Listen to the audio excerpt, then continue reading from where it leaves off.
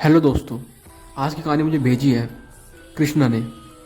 कृष्णा जो कि दिल्ली में नए नए शिफ्ट हुए थे अपने पेरेंट्स के साथ, अपने माँ पापा और अपनी बहन के साथ। वो अपना गांव छोड़कर दिल्ली में शिफ्ट हुए थे। उन्होंने वहाँ पे एक ओनर मेड हाउस लिया था। पर जैसे ये लोग उस घर में शिफ्ट हुए थे, इनको काफ़ी नेगेटिव वाइब आती थी। कृष्णा को धीरे धीरे पता चला, उसको महसूस हुआ कि वो घर एक नॉर्मल घर नहीं है। उसको वहाँ के लोकल से कुछ ऐसी बात पता लगी थी जो कि मैं कहानी में आपको आगे बताऊंगा। कृष्णा और उसकी बहन पढ़ाई में काफ़ी अच्छे थे, लेकिन जैसे ही वो लोग इस घर में आए तब से उनका पढ़ाई में बिल्कुल भी मन नहीं लगता था। उसकी माँ जब छत पे सफाई करने जाती थी, झाड़ू लगाने या फिर कुछ भी और काम से, तो उसकी माँ को वहाँ पे सिंदूर के निशान मिलते थे और काफ़ी टूटी हुई चूड़ियाँ, जो कि इनके लिए काफ़ी आम बात हो चुकी थी इन 2 महीनों में।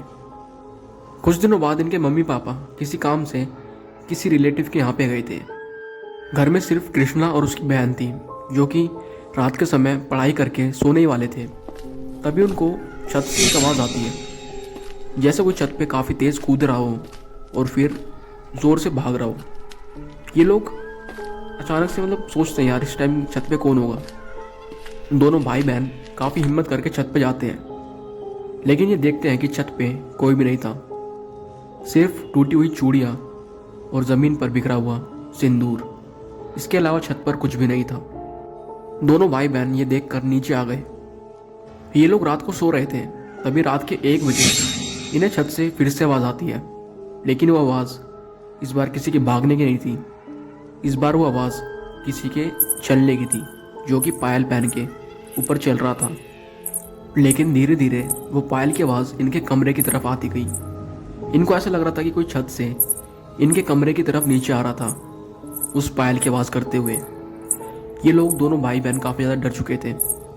इन दोनों में से किसी की भी हिम्मत नहीं हुई गेट खोलकर चेक करने की कि कौन है। धीरे धीरे पायल की आवाज़ इनके कमरे के पास आती गई। ये लोग काफ़ी डर चुके थे। इस बार तो ऐसा लग रहा था कि वो पायल की आवाज़ बिल्कुल इनके बेड के बगल में है। ये लोग डर के मारे अपनी मम्मी पापा को फ़ोन मिलाते हैं और उनको सारी बात बताते हैं। पर इनके डैडी को लगा कि ये लोग उनसे मजाक कर रहे हैं। उन्होंने कहा, सुबह जल्दी आ जाएंगे, जब तक अपना गेट मत खोलना।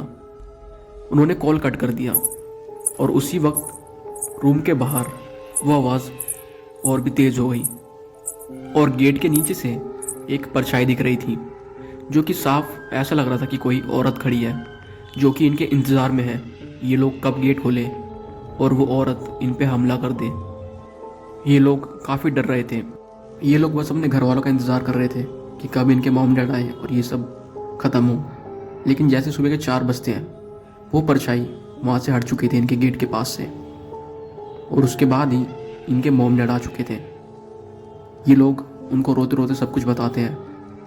ये लोग अपने मम्मी पापा को छत पर ले जाते हैं और उनको सब कुछ दिखाते हैं। छत पे एक टूटी हुई पायल पड़ी थी और उसके साथ कुछ सिंदूर और टूटी हुई चूड़ियाँ। ये लोग ये सब देखकर काफ़ी डर चुके थे।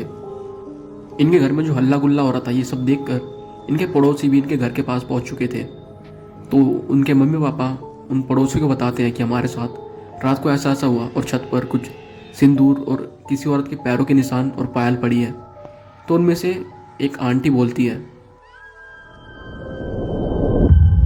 और वो आंटी कहती है कि कुछ साल पहले इस घर में एक कपल रहता था, जो कि काफ़ी खुश थे, लेकिन उस औरत का पति एक हादसे में मारा गया था। उसके बाद वो औरत रातों को चिल्लाती रहती थी, काफ़ी रोती और अकेली छत पर घूमती रहती रात के टाइम। फिर एक दिन उसकी आवाज़ हमेशा के लिए आना बंद हो गई। उन आंटी की बात सुनकर कृष्णा के पापा ने बिना देर किए एक प्रीस्ट को बुलाया, क्योंकि वो लोग क्रिश्चियन फैमिली से थे।